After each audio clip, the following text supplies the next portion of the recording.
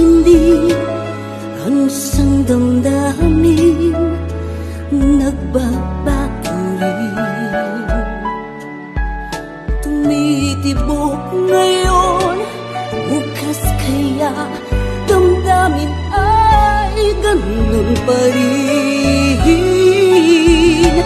Sapat na sa... Hi guys! Ako nga pala si Laverne Arceo at abangan niyo po ako bilang guest performer sa Letters and Music ngayong Sabado 1 to 2 p.m.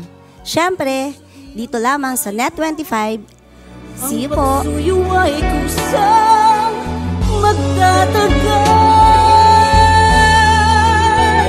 Sapat na sa'kin ang minsan mong sabihin na ako'y iyong mahal. Kung sadyang